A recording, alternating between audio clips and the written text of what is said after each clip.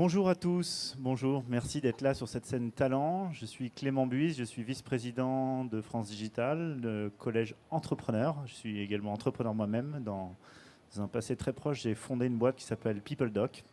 Et aujourd'hui, j'ai le plaisir, l'honneur d'accueillir Vincent Skiandra. Vincent, sans dévoiler ta boîte, est fondateur de... On dit Metron ou Metron Lab? Metron, voilà. Metron, pardon. Vous allez voir, avec Vincent, on va parler talent, on va parler recrutement à l'étranger, on va être un peu exotique aussi, on va parler de Dubaï, d'Amérique latine, voilà. Donc vous allez voir une aventure assez atypique. Et hier, en préparant l'interview, je t'ai mis un peu de pression en me disant qu'on a des gens qui veulent être là pour apprendre, apprendre de tes fails, là où tu t'es trompé, là où tu as réussi. Mais voilà, allez, on va essayer de voilà, vous partager des tips, partage de retours d'expérience. Vincent, tu nous parles un peu, t'es qui et c'est quoi ta boîte? Bonjour à tous. Donc, Metron, c'est une société que j'ai créée en 2013, qui a réellement débuté en 2014, qui aide les usines, l'industrie, à optimiser les consommations énergétiques au quotidien sans changer les machines. C'est-à-dire prendre l'outil industriel actuel et grâce à la donnée, grâce aussi à de l'intelligence artificielle, réussir à mieux piloter les machines pour fabriquer autant de produits qu'avant à la même qualité. Et t'es basé où alors? Alors, le siège social de Metron est à Paris, dans le 2e arrondissement. Et après, on est basé dans 8 autres pays. Donc, au Mexique, en Colombie, à São Paulo aussi au Brésil, à Milan, à Dubaï, à Singapour, à Tokyo et à Séoul. Voilà. Oui, je vous avais pas bluffé. Bon, vous remarquez qu'il ne choisit pas les destinations les moins sympas. Voilà. Et hier, quand tu m'as dit ça, je me suis dit, donc toi, tu vis dans un avion. Comment ça se passe avant, oui. Comment ça se passe, le management? On va dire même avant le Covid, etc. Mais vous êtes 140 dans la boîte, je crois. Ça. Voilà. Donc assez décentralisé. Comment on crée une culture d'entreprise? Comment on engage des salariés dans une aventure comme ça? Alors, il y a 2 moments. Il y a avant la crise sanitaire et puis après. Il a fallu se réinventer. Je pense que ce sera une des discussions qu'on aura. Mais juste avant le confinement, d'ailleurs, j'étais en train de faire le tour des différentes filiales. Donc, j'étais très régulièrement, 1 semaine sur 2, en gros, j'étais à l'étranger, dans une zone différente, soit Amérique latine, soit Asie. Et je faisais le lien en fait avec la culture du siège de Metron Paris. Justement, j'apportais régulièrement les avancées, le lien qu'on avait. Alors, on faisait des visioconférences déjà et on travaillait à distance. Mais c'était super important pour moi de transmettre l'ADN de l'entreprise et de réussir à transmettre un peu la passion qui nous anime. C'est un projet Metron qui est extrêmement orienté vers l'avenir. L'efficience énergétique et la performance énergétique, c'est quelque chose de très important et qui est de plus en plus compris par tout le monde.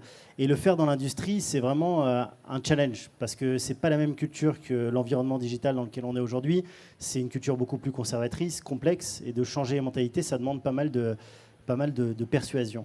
Donc du coup, j'amenais cette volonté de changer les choses auprès des équipes locales et je leur transmettais cette énergie et qui, du coup, eux, réussissaient avec les clients à le transmettre. Monde d'après, monde d'avant, ok, quand tu es 140, bientôt 200, etc., c'est pas très scalable d'être en gros le parrain de la culture dans la boîte. Absolument. L'ubiquité, ça n'existe pas. Les hologrammes, ça marche pas trop. C'est quoi ton modèle? Tu as des ambassadeurs locaux de la culture? Tu as un patron local? Comment... En fait, juste avant le confinement, on était en train justement de travailler. En fait, on a grandi très très vite. Donc on est passé de 40 à 140 en moins de 2 ans.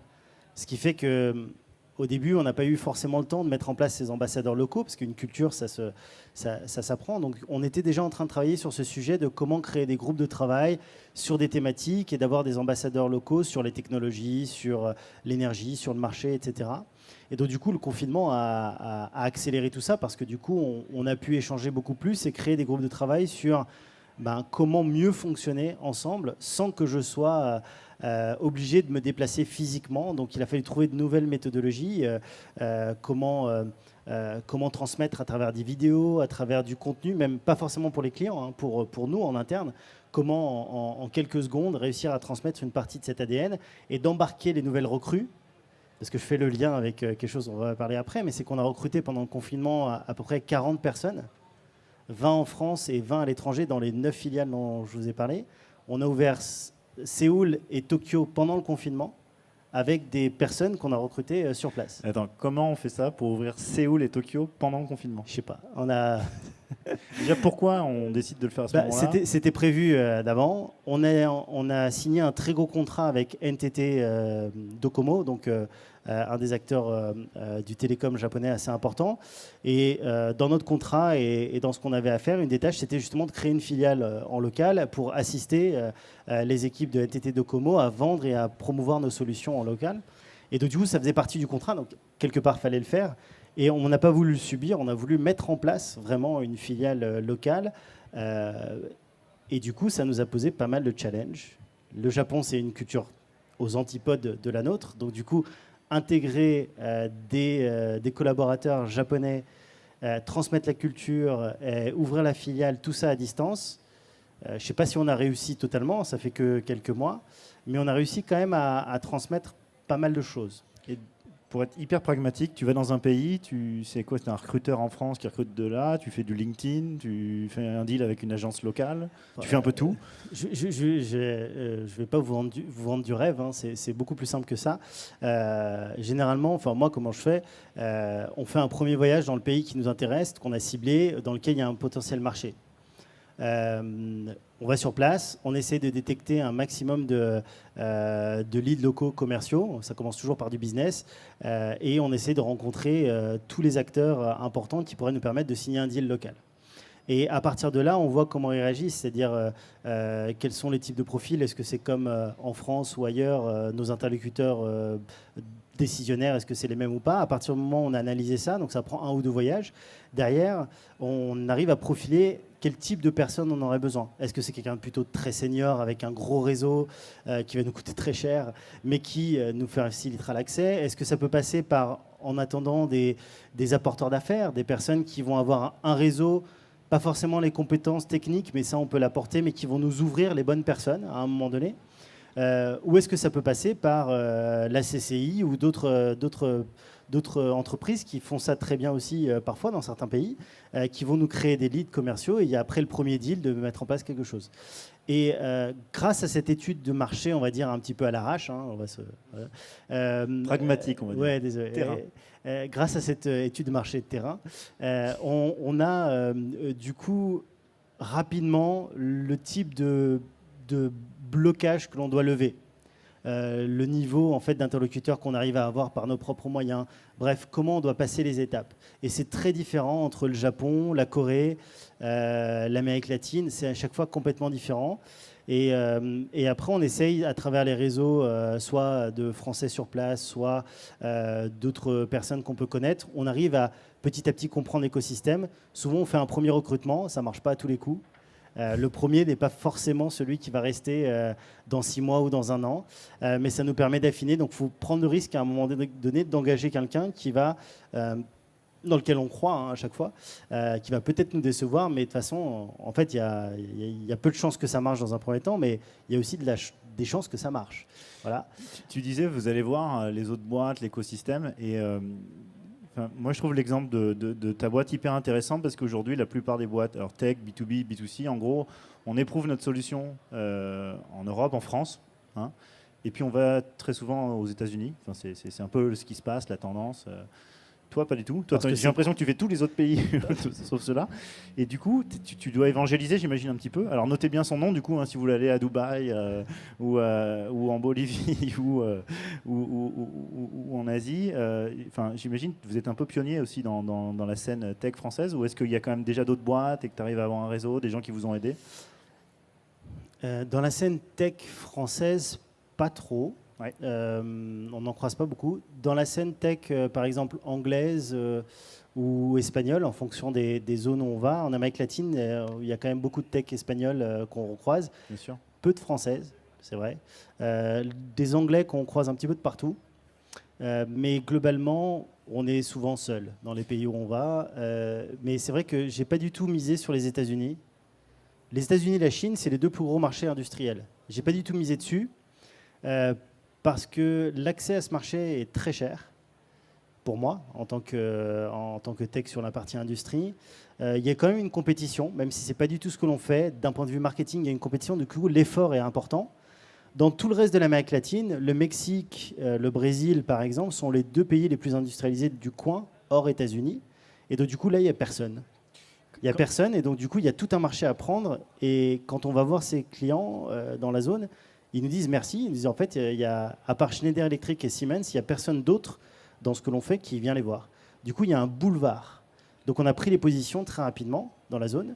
Pareil en Asie, pour aussi, non pas être simplement essayer d'être les meilleurs sur la technologie, mais surtout d'être les premiers. Et du coup, de marquer un territoire assez large. Et pendant le confinement, ça a été un élément hyper important parce qu'on a continué à faire du business, parce que la pandémie étant une vague, ça a commencé en Asie. Donc nous, on a eu nos équipes en Asie qui étaient confinées en premier. Donc on a très vite préparé en fait les choses pour l'Europe. Et les derniers ont été l'Amérique latine.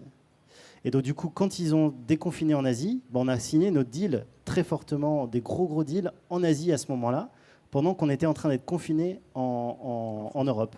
Ce qui fait que pendant cette phase de confinement, on a fait 70% de croissance de chiffre d'affaires grâce à l'Asie et l'Amérique latine. Et après, on est passé à l'Amérique latine où c'est encore très compliqué. Et la France s'est rouverte, et du coup, enfin l'Europe s'est rouverte, et du coup, on a pu recommencer à travailler. Pour reparler talent international, je me souviens des erreurs qu'on a faites quand on a été aux États-Unis avec PeopleDoc, c'est qu'on a ouvert un bureau là-bas, bien sûr, à New York, etc. Et on a C'était cool. non, mais on n'a pas vraiment assumé notre culture française ou notre ADN français qui est de toute façon là et qui transpire dans tout ce qu'on fait. On a essayé de créer une version un peu américaine de la boîte. Ça n'a pas marché. On a d'ailleurs recruté, on a fait beaucoup d'erreurs de recrutement à cause de ça. Et dès lors qu'on a compris ça, ça nous a quand même pris 18 mois, ça a été beaucoup mieux. On a vachement assumé notre culture. On a vendu le côté Frenchy aux US. Est-ce que toi, comment ça se passe dans les pays dans lesquels tu es? Est-ce que c'est bien accueilli? Est-ce que c'est au contraire un modèle où je vais au Japon, je vais essayer de créer une entité vraiment nippone, locale ou... C'est assez bien accueilli. Enfin, ça dépend des pays. Par exemple, on a essayé un petit peu de s'installer en Allemagne, de créer le truc. Pas du tout bien accueilli. C'est-à-dire que tous les clients avec qui on discutait nous disaient c'est génial ce que vous faites, c'est dommage que vous ne soyez pas allemand. Merci, au revoir. En Amérique latine, dans ce que l'on fait, il y a un vrai savoir-faire grâce à des très grosses entreprises aussi, comme Schneider Electric ou autres, qui est reconnu. Et du coup, la France a plutôt une super bonne image sur ces sujets-là. Du coup, ça a été très très bien accueilli, voire même un peu trop. C'est-à-dire que on a envoyé des VIE, on a envoyé aussi, il y a des personnes sur place françaises qu'on a dû recruter parce qu'ils voulaient voir le côté français dans l'entreprise. Ils ne voulaient pas des consultants ou des personnes colombiennes qui venaient dans les usines en Colombie. Ils voulaient voir à un moment donné un Français. C'était ce qui payait, on va dire. La solution est plutôt premium, elle coûte cher. Ils voulaient voir ce côté européen dans la solution en face à face.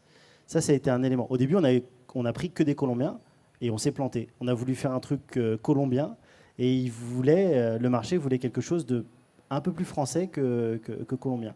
Et au Japon, c'est un peu l'inverse. C'est-à-dire qu'ils aiment beaucoup le côté français, mais ils veulent absolument avoir des interlocuteurs seulement japonais pour la culture, la facilité et les échanges. Donc c'est très variable. Et on a fait plein d'erreurs de recrutement de ce type-là. Et 18 mois, c'est plutôt court. Hein. Nous, on s'est planté parfois pendant beaucoup plus longtemps. Hein. Une de tes leçons, si je comprends bien, c'est allez-y, soyez pragmatique. Allez-y d'abord vous-même. Quand on se pose la question, on est une vingtaine de personnes, on est en France, on se dit ok, l'Espagne ou un autre pays. Donc allez-y vous-même. Essayez de vous faire votre propre opinion, ayez confiance en vous-même. Et puis faites le pari sur une première personne, si je comprends bien. Et soyez préparés à vous gourer, vous tromper, pardon, rapidement, réagissez rapidement. Tu es d'accord avec ça? Je suis d'accord avec ça. On a commencé International en 2014. Ouais. Donc dès le début de Metro en fait. Et dans ma tête, être leader d'un marché français dans 5 ans ou autre, et après attaquer International, c'était pas possible. Donc c'était tout de suite aller à l'étranger, et donc tout de suite, on a pris les pays où il y avait des opportunités business pour nous, et ça a marché. Ça a été difficile parce que différentes cultures, en même temps on est en train de créer le produit, enfin il y a plein d'inconnus en parallèle. Mes actionnaires ont bien flippé pendant ça, parce qu'on crame du cash, hein, pas mal, pendant ces phases-là. Et pendant le confinement, il y a eu une sorte de déclic, puisqu'on a réussi à faire le chiffre d'affaires et à avoir presque aucun impact financier sur Metron, grâce au fait qu'on avait des équipes locales qui pouvaient prendre le relais et continuer la vie du business sans fortement être impacté. Il nous reste 1 minute 30, un mot avant la dernière question. Ta stratégie de financement, ça a été quoi? Ça a été, on teste un peu, on prouve le modèle et on lève sur ça, ou on lève en disant on va ouvrir 10 pays? Non. Ça, encore aujourd'hui, les fonds, on est en train de lever plus d'une trentaine de millions d'euros là en ce moment. Même aujourd'hui, ça fait encore flipper les fonds, les pays qu'on a ouverts et la vision qu'on est en train d'ouvrir. Je suis en train de leur dire qu'on va ouvrir la Russie. Tous les pays ne sont pas du tout sexy pour les fonds que j'essaie d'ouvrir. Ils préféraient que je dise justement les États-Unis et la Chine. C'est plus simple. Mais ce n'est pas ma stratégie. Du coup, moi, ma stratégie a toujours été de dire on teste. Il faut trouver les bons clients dès le départ. On a commencé Metron avec un client. C'est-à-dire tout de suite trouver un early adopter qui a accepté. C'était les usines de chocolat du groupe C'est Moi. Une usine à côté de Dunkerque, à Bourbourg. Le mec a dit « c'est génial votre vision, j'aimerais que ça marche ». Et donc du coup, on a fait le produit sur l'usine. Et à partir de là, C'est Moi a joué le jeu, a publié les choses et ça a décollé comme ça. Derrière, Lindt nous a contactés. Enfin bref, dans le chocolat, on a fait une super traction. On a pris quelques kilos aussi au passage. Et puis, on a réussi à transformer ça dans d'autres secteurs d'activité. Et là, pour les investisseurs, c'était pas juste un coup de bluff ou un coup de chance. Quand on a réussi à signer avec un Saint-Gobain, par exemple, là, ils ont dit, bon, OK, ils arrivent à diversifier. Et ça a aidé à financer. Et après, l'international, non, j'y suis allé, j'ai cramé du cash. Et après, je leur ai montré les résultats. Donc, ça sera la méthode, ce qu'il y en aura, c'est allez-y, cramer du cash et prouver que ça marche après. Tuer, ouais. Un grand merci. Il nous reste 0 secondes, 0-0. Merci à tous. Merci à toi. Merci. N'hésitez pas à contacter Vincent si vous avez besoin d'en savoir plus. Merci beaucoup.